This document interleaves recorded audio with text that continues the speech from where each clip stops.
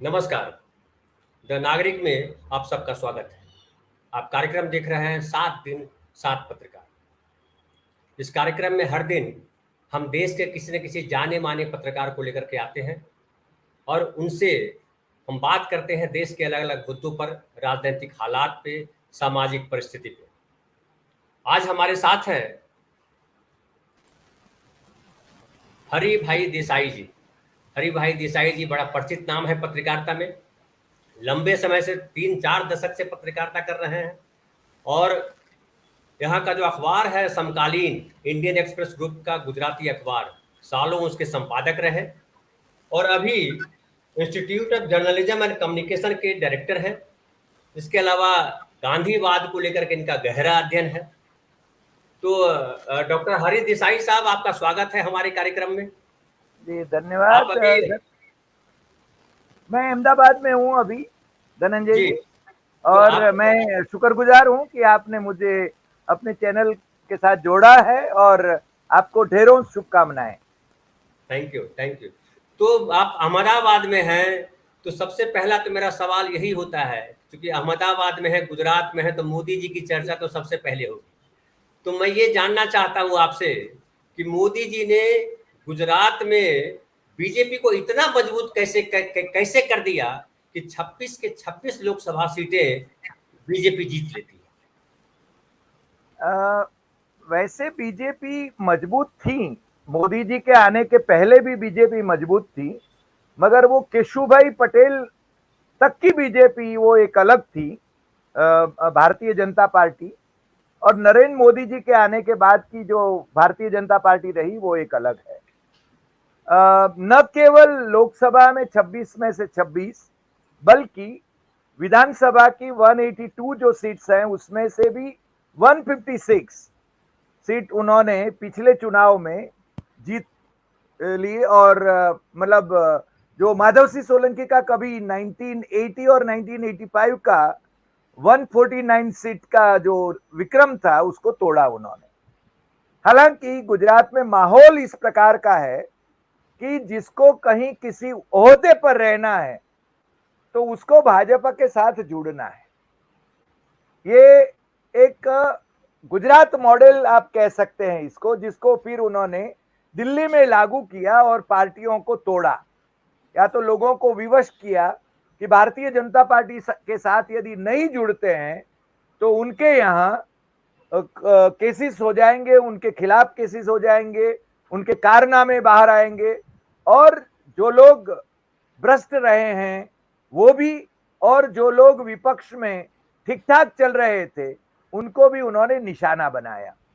और विशेष रूप से गुजरात में कोऑपरेटिव सेक्टर जो है, वो कोऑपरेटिव सेक्टर पर उन्होंने कब्जा इस प्रकार से जमाया कि वो पूरा का पूरा नेटवर्क है ना, वो उनकी पार्टी के लिए काम करता है। और मेरे ख्याल से मैंने और किसी राज्य में ऐसी व्यवस्था है कि नहीं मुझे तो मालूम नहीं है, मगर गुजरात में तो कोऑपरेटिव सेक्टर जो है उसका चेयरमैन कौन बनेगा, चैम्बर ऑफ कॉमर्स का अध्यक्ष कौन बनेगा, कोऑपरेटिव डेयरी जो हमारे यहाँ डिस्ट्रिक्ट वाइज है, आपको मालूम है आनंद पैटर्न जो कि त्रिभुवन दास पटेल और डॉक्टर कुरियन के बदौलत हमारे यहाँ पर ये बहुत मशहूर है, यानी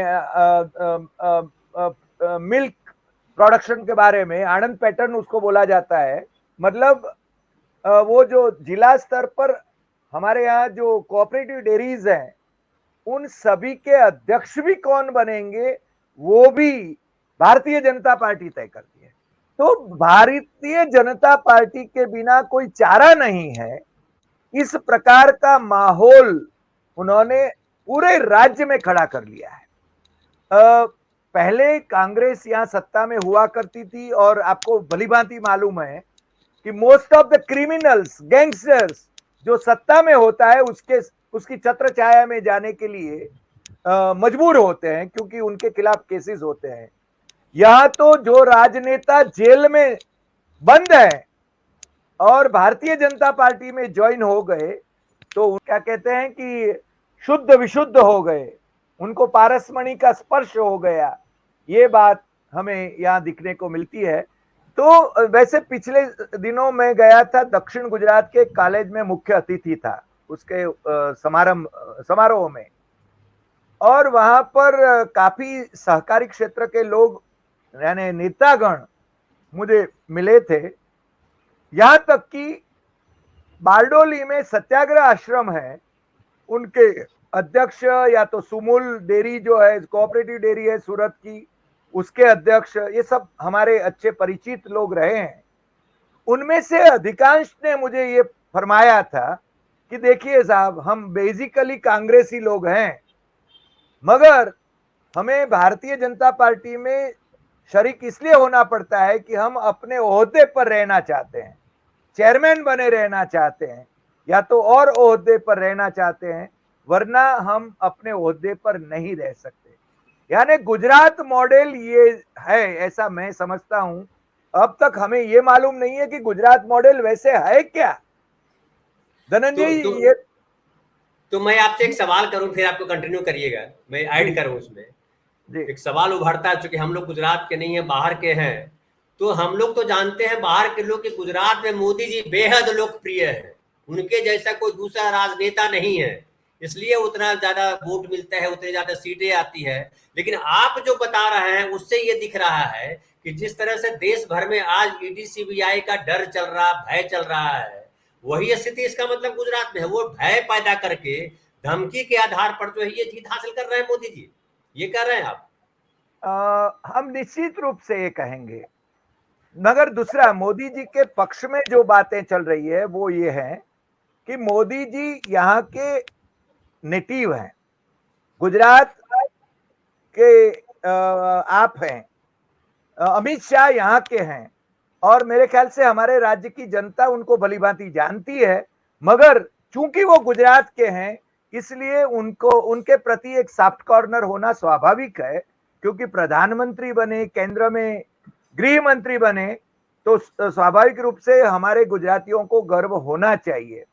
दूसरी बात यह है कि यहाँ कांग्रेस का जो संगठन ढांचा जो होना चाहिए वो एकदम मृतप्राय रहा है। और दूसरी बात, कांग्रेस में से अभी भी विधानसभा में जो 17 एमएलए चुन के आए हैं, मैं खुले तौर पर हमेशा कहता हूं कि उसमें से 10 लोग तो भारतीय जनता पार्टी के एजेंट हैं, और या तो भारतीय जनता पार्टी के खासम खास उद्योगपति के एजेंट हैं, और उनके बदौलत वो जीते हैं। यानी वो अपने काम निकालते हैं, सरकारी कॉन्ट्रैक्ट लेते हैं, उद्योगपतियों के पेरोल पर हैं, और उसकी वजह से यानी वो गो बिटवीन है।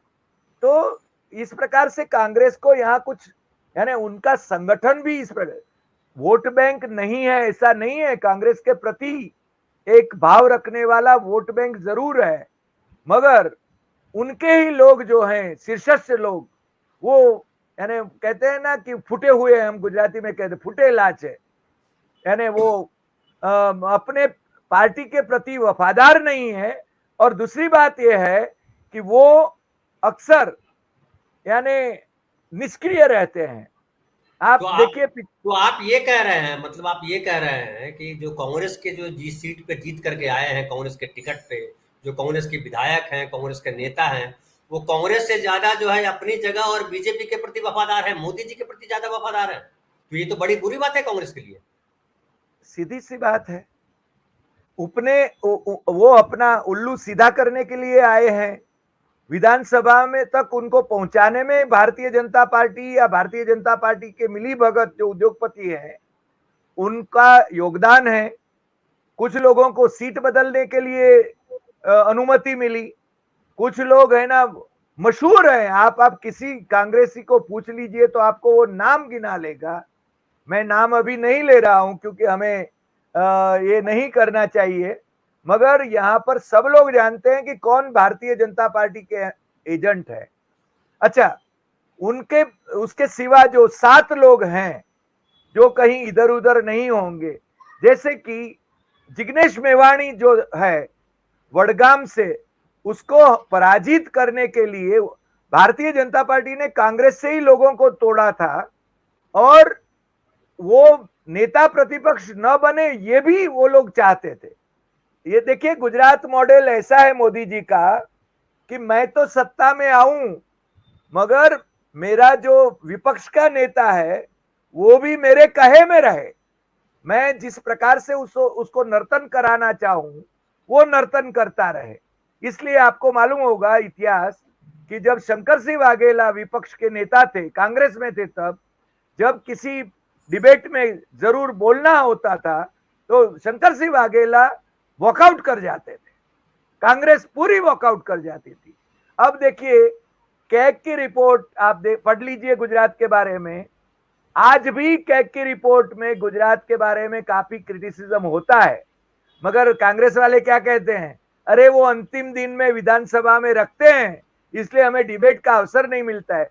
अरे भाई, आपको प्रजा के बीच में जाके डिबेट करने में कौन रोकता है? केवल विधानसभा में ही डिबेट कर सकते हैं क्या? ऐसा है धनंजय जी। तो क्या लग रहा है, तो फिर तो जो आप स्थिति बता रहे हैं वो तो बहुत निराशाजनक है कांग्रेस के लिए भी और गुजरात के उन नागरिकों के लिए भी जो बदलाव चाहते हैं, जो बीजेपी से शायद तंग हो और महंगाई से, बेरोजगारी से परेशान तो सब लोग हैं। वो बिहार के लोग भी है, महाराष्ट्र के लोग भी है, गुजरात के लोग भी परेशान है।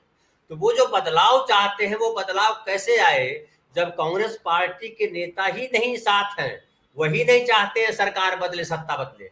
ऐसी स्थिति में फिर तो 2024 के चुनाव में 26 के 26 सीट फिर बीजेपी को मिलने वाली है। इसका मतलब मेरे ख्याल से कांग्रेस में नए जो अध्यक्ष बन के आए हैं, शक्ति सिंह गोहिल, वो वैसे 10 जनपद के काफी करीबी है, माने जाते हैं, क्योंकि अहमद पटेल के करीबी थे वो और राज्यसभा के सदस्य हैं।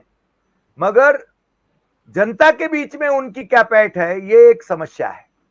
क्योंकि राजवी घराने के, भले ही दो गांव का रजवाड़ा था उनका, उनके दादाजी का, मगर वो यहाँ पर अध्यक्ष बन के आए हैं। अब कैसे काम करते हैं, अभी तो उनकी टीम भी तय नहीं हुई है और यहाँ पर 50 उपाध्यक्ष बनाते हैं, 50 महासचिव बनाते हैं। अरे भाई, इन ऐसी नियुक्तियां करने के बजाय काम करने वाले लोगों को काम दीजिए ना। तो ये, और दूसरी बात, शक्ति सिंह गोहिल जिस जिले से आते हैं, भावनगर से, उसमें तो कोई कांग्रेसी जीत ही नहीं पा रहा है, विधानसभा में भी, लोकसभा में भी। तो कैसे उनका चयन होता है वो मुझे तो मालूम नहीं। मेरे तो अच्छे मित्र हैं और काफी एक्टिव है, वैसे बोलने में भी माहिर हैं, पढ़े लिखे हैं, यानी अधिवक्ता हैं, मगर ज्यादा कुछ कर पाएंगे ऐसी मुझे आशा नहीं है। मैं तो हमेशा कहता हूं कि राहुल गांधी एकलवीर है जो कांग्रेस में लड़ता है और पूरे देश में कांग्रेस का शासन आएगा। उसके बाद में शायद अवसर आया तो गुजरात में कांग्रेस का शासन आ सकता है। मतलब 2024 में कांग्रेस पार्टी के लिए गुजरात में बहुत कुछ नहीं है रखा हुआ।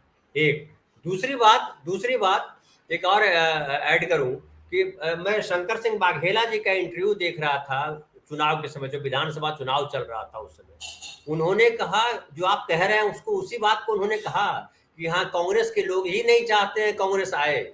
और उन्होंने खास करके अहमद पटेल जी तक का जिक्र किया था कि किस तरह से पीएमओ में लोग जो रखे गए, पहले से मनमोहन सिंह के दौरान रखे गए, प्लांट किए गए, और किस तरह से अहमद पटेल जीते, राज्यसभा की सीट जीते, वो सारा किस तरह से मिला जुला मोदी जी का और अहमद पटेल जी का सारा खेल था।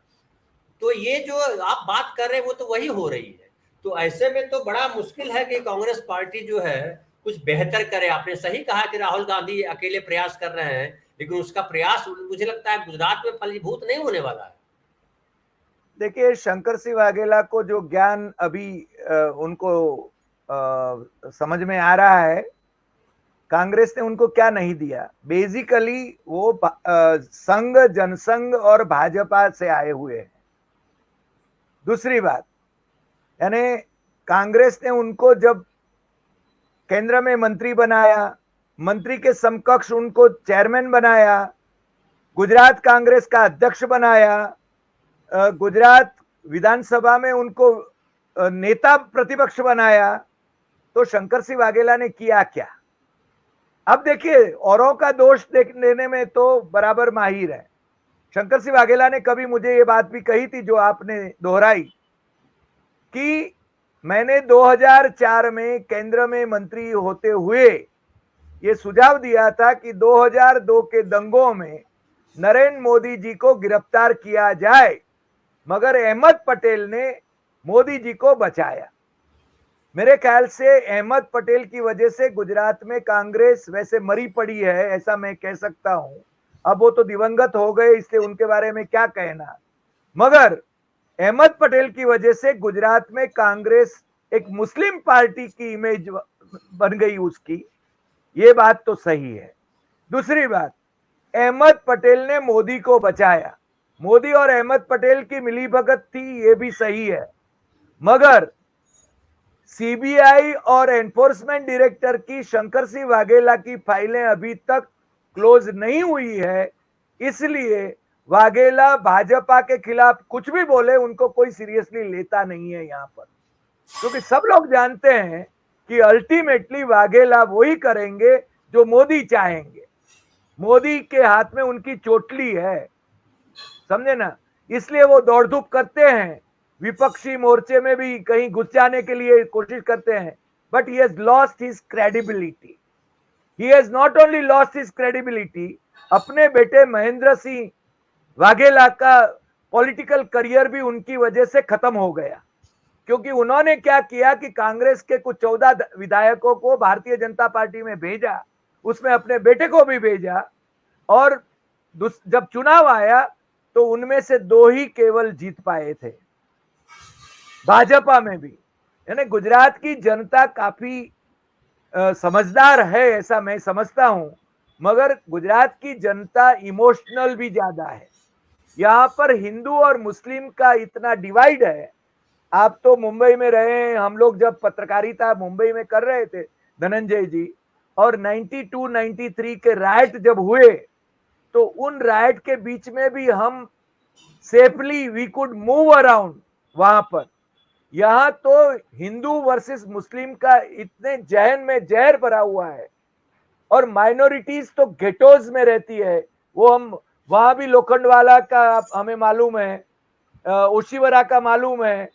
तो हम ये समझते हैं कि गुजरात में हिंदू मुस्लिम डिवाइड को बनाए रखने के लिए, और आप देखिए जिस प्रकार से लोगों को गिरफ्तार किया जाता है, हमारे यहाँ एनकाउंटर्स जो हुए, सुप्रीम कोर्ट ने अधिकांश एनकाउंटर को फेक एनकाउंटर घोषित किया था, मगर आदमी मर गया, निर्दोष आदमी मर गया, उसके बाद में क्या। मेरे ख्याल से मोदी जी का चिट्ठा जब खुलेगा, पता नहीं कब खुलेगा, तब काफी कुछ बातें बाहर आएगी, और शंकर सिंह वाघेला भी उनमें कितने मिलीभगत रहे हैं, ये भी बात बाहर आएगी।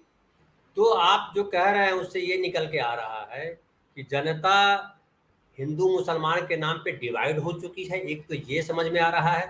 दूसरा समझ में आ रहा है कि जनता अगर सरकार को बदलना भी चाहती है तो नहीं बदल सकती, क्योंकि पूरे नेताओं पे, पूरे जो ये है उस पर कब्जा है एक तरह से मोदी जी का, वो चाहे फाइलों की वजह से हो, चाहे लालच की वजह से हो, या किन्हीं वजहों से हो, तो नेता इस तरह से कब्जे में है और जनता हिंदू मुसलमान है। अब एक बात समझ में ये एक जानना है आपसे कि ये जो है, ये तो गुजरात जो है वो हम लोग गांधी की भूमि के तौर पे जानते हैं, गुजरात को हम लोग सरदार पटेल की भूमि के तौर पे जानते हैं, और गांधी और सरदार पटेल दोनों इस देश की संस्कृति में जो हिंदू मुस्लिम या सिख ईसाई या अलग अलग धर्म जाति के लोगों की बात करते हैं, उनकी बात करते थे कि सब यहाँ रहे, जो जो इस देश में रह रहा है वो भारतीय है, वो हिंदू मुसलमान के नाम पर डिवीजन नहीं चाहते थे। तो वैसा प्रदेश गुजरात जो है, और वो नरसिंह मेहता का भजन, वैष्णव जन तो तैने कहिए पीर पराई जाने रे, तो कृष्ण के उतने बड़े भक्त नरसिंह मेहता जहां हुए, कृष्ण का द्वारकाधीश वहां इतना बड़ा मंदिर है, बावजूद इसके हिंदू मुसलमान इतना कैसे हो गया? क्या खाली मोदी जी का प्रभाव है या कुछ और भी प्रभाव है? नहीं, मोदी जी ने उसका लाभ लिया। मैं सही बताऊं तो देखिए, गांधी जी और सरदार पटेल की भूमि जरूर रही है, मगर आज वो गॉडसे की भूमि बन गई है, और गुजरात में गॉडसे की प्रतिमाएं लगाने में किसी को शर्म नहीं आती है। गॉडसे का महिमा मंडन केवल भोपाल की भाजपाई सांसद ही करती है, ऐसा नहीं है। जामनगर में भी उसकी प्रतिमा लगाई गई थी। और दूसरी बात, गांधी के जो मानने वाले थे वो भी इतने भ्रष्ट लोग निकले सरकारी अनुदान पर जीवित रहने वाले लोग निकले कि वो गुजरात विद्यापीठ और गांधी आश्रम को भी नहीं बचा पाए, उस पर आज संघ और भाजपा का कब्जा हो गया और गांधी मूल्यों का भी हास हो गया। ऐसी स्थिति में गुजरात है। और जो दुकानें उन्होंने गांधीवाद तो कैसा था ही नहीं, मैं तो गांधीवाद कभी सुना ही नहीं, यानी गांधी के विचारों में, मगर जिसको गांधीवादी कहते हैं उन्होंने तो दलाली की है, उन्होंने तो भ्रष्टाचार किया है। और मोदी जानते हैं कि ये मिट्टी के पैरों वाले लोग हैं, यानी स्पाइनलेस कैरेक्टर्स हैं, करोड़रज्जू नहीं है उनके पास, इसलिए वो उनके शरण में चले गए और हर गांधीयन संस्था पर उनका कब्जा हो गया। ये आप देख सकते हैं। गुजरात विद्यापीठ, जिसके हम छात्र रहने में हमें गर्व होता है, वो गुजरात विद्यापीठ, उसमें गांधी नहीं गॉडसे के विचारकों का अभी बोलबाला है। ये बात हमारे लिए भी एक दुखकर है, मगर सो कॉल्ड गांधीयंस ने उसको बेच दिया, ये भी हमें कहना पड़ेगा। तो ये तो बहुत खतरनाक बात आप बता रहे हैं। अगर ऐसा है तो क्या आरएसएस वहां इतने गहरे बैठ गया है किसी भी तरह से कि गांधी के पूरे अस्तित्व को मिटाने पे तुल गया है वो? Absolutely, absolutely. यहाँ की किताबों में भी देखिए ना, गांधी को अब तो गांधी अस्पृश्य हो गए हैं। सरदार पटेल को तो पढ़ाया नहीं जा रहा है। एक प्रतिमा बना ली सबसे ऊंची दुनिया की वोट बटोरने के लिए, हो ही गवा, बाकी क्या है? सरदार के विचार या गांधी के विचारों पर चलने वाले कोई है? मैं तो माइक्रोस्कोप लेके ढूंढना चाहूंगा गुजरात में। यानी देखिए, गुजराती जनता, मैं गुजराती होने के बावजूद मैं कहता हूं, मोदी पब्लिक मीटिंग में ये कहते रहे हैं अक्सर कि हम लोग है ना, गुजराती लोग है ना, वो मेरा क्या और मुझे क्या, यानी इसका आप अर्थ समझते हैं, what I am going to gain out of it and why should I bother. और लोग तालियां बजाते थे। मैं कहता था कि वो आपको गाली दे रहा है और आप तालियां बजा रहे हैं। मेरे ख्याल से मैं ये समझता हूं कि गुजराती जनता ने लॉजिकली सोचना बंद कर दिया है, उनके माइंड को हैक कर लिया है, ऐसा मैं समझता हूं। क्योंकि लॉजिकली सोचते ही नहीं है। लॉजिकली तब सोचेंगे, जैसे कि मैं अपने YouTube चैनल पर मैंने घोषित किया कि 500वां एपिसोड में नरेंद्र मोदी जी प्रधानमंत्री की उपलब्धियों के बारे में करने वाला हूं। मुझे 5-5 उनकी उपलब्धियां बताइए। उनके भक्तगण को भी तकलीफ हो रही है कि कौन सी बताएं, है नहीं तो क्या बताएं? मैंने कहा कि उसका निरीक्षण मैं करूंगा, आपके नाम के साथ बोलूंगा। तो लॉजिकली कुछ नहीं कर पा रहे हैं। और दूसरी बात, व्हाट्सएप यूनिवर्सिटी इतनी प्रिवेल हो रही है कि इतने झूठ के पुलंदे छोड़े जाते हैं और वो फॉरवर्ड किए जाते हैं। हमें दर्द होता है गुजराती कहलाने में। नहीं, दर्द होता है तो फिर तो हरी भाई ये इतनी खतरनाक बात है, मुझे इतनी जानकारी नहीं थी गहरी जो आप बता रहे हैं। फिर तो क्या है, गांधी जो है केवल गुजरात के गौरव नहीं है, गांधी तो मानवता की गौरव है, गांधी तो पूरी दुनिया के गौरव के विषय है। और इस बात पे गौरव है कि गांधी गुजरात में पैदा हुए, गांधी गुजराती थे।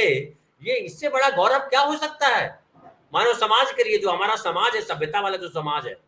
और दुनिया में गांधी की मूर्तियां लगी हुई है। दुनिया का शायद ही कोई देश होगा जहां गांधी की मूर्ति नहीं है।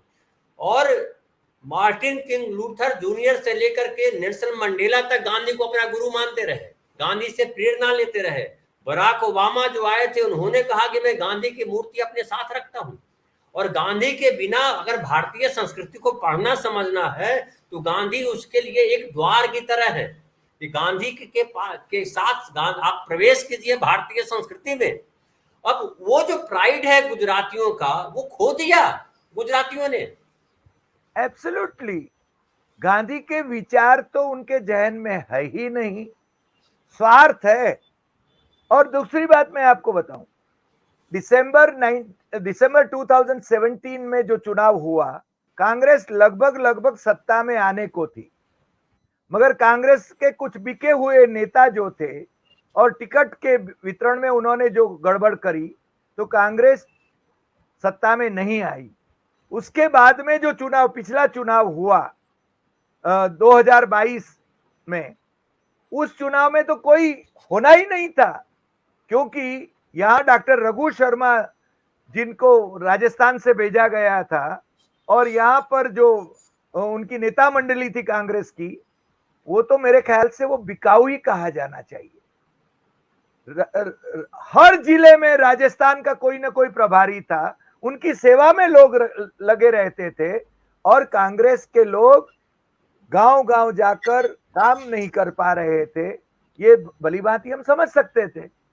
फिर अशोक गहलोत को भेजा गया सुपर प्रभारी बना के। अशोक गहलोत अपने यहां पर तकलीफ में थे, पायलट के साथ उनका जो द्वंद्व चल रहा था उसमें। तो इस प्रकार से अब देखिए ना क्या हाल हुआ। 156 तो भारतीय जनता पार्टी जीती। मैंने कहा कि 156 नहीं, उसमें आम आदमी पार्टी ने उनको बहुत मदद करी, और आम आदमी पार्टी के जो चुने गए 5 लोग वो तो उनके साथ ही रहेंगे, और बाकी के कांग्रेस के जो लोग हैं वो भी उनके साथ, जो इंडिपेंडेंट थे वो तो उनके साथ हो लिए, क्योंकि स्वार्थ है। मेरे लेटे हेड पर यदि कमल नहीं है तो सरकारी कॉन्ट्रैक्ट नहीं मिलना है। I am persona non grata, ऐसा इस प्रकार का माहौल है यहाँ। लेकिन हमारा समय भी खत्म हो रहा है, फिर हम एक बार और आपसे बात करेंगे अगले सप्ताह। लेकिन इसमें हम एक लास्ट जो कंक्लूडिंग बात लेना चाहते हैं आपसे, कि हम लोकतंत्र में जी रहे हैं, और लोकतंत्र में नागरिक सबसे इम्पोर्टेंट होते हैं, क्योंकि उनके पास वोट देने का अधिकार है, उनके पास जनप्रतिनिधि चुनने का अधिकार है। तो गुजरात के नागरिक क्या एकदम मति भ्रम में पड़े हुए हैं? उनको ये सब नहीं दिख रहा है, या दिख रहा है तो विवश हैं? वो क्या है? मैं मानता हूं कि अधिकांश लोग विवश हैं, कुछ लोग इंडिफरेंट हैं, कुछ लोग ईवीएम को दोष दे रहे हैं। हालांकि ईवीएम का सबसे पहले विरोध करने वाले भारतीय जनता पार्टी वाले ही थे, आपको मालूम है 2010 में। जी। हाँ, उन्होंने किताब भी निकाली थी, लोकार्पण भी किया था, अमेरिका के एक्सपर्ट्स के राय भी उसमें डाली थी। आज भी शायद गूगल करें तो डेमोक्रेसी एट रिस्क वो किताब मिल ही जाती है। तो ये कैसे मैनेज करते हैं? मगर एक बात मुझे कहना चाहिए भारतीय जनता पार्टी के लिए भी, कि उनके कार्यकर्ता, मोदी ने यहां पर राजनीति तो नहीं कहूंगा उसको, क्योंकि राजनीति तो पवित्र होती है, राजकारण हम गुजराती में कहते हैं, पॉलिटिक्स जिसको कहें, पॉलिटिक्स और अर्थकारण, मोदी ने इसको जोड़ दिया है। यानी आप हमारे साथ हो तो आपको कॉन्ट्रैक्ट मिलेगा सरकार का, आप हमारे साथ हो तो आर्मी को ऑयल सप्लाई करने का कॉन्ट्रैक्ट आपको मिलेगा, नहीं तो नहीं मिलेगा। भले ही अहमद पटेल ने वो दिलवाया हो। बलवंत सिंह राजपूत की मैं बात कर रहा हूं। बलवंत सिंह राजपूत यानी वो तो इनके बेटे, शंकर सिंह वाघेला के बेटे के मतलब वो समधी हैं। तो अहमद पटेल ने उनको गोकुल ऑयल के लिए, खाद्य तेल के लिए आर्मी का ये दिलवाया था ठेका, मगर वो भारतीय जनता पार्टी में शरीक हो गए। राज्यसभा का चुनाव वो हार गए, क्योंकि अहमद पटेल को भी जिताना था और उपकार करना था। रात को क्या घटनाक्रम हुआ वो आप भली भांति जानते हैं। इसलिए अल्टीमेटली तो कांग्रेस और भारतीय जनता पार्टी के नेतृत्व की मिलीभगत ही यहां पर आती है, यही तो मैं कहूंगा।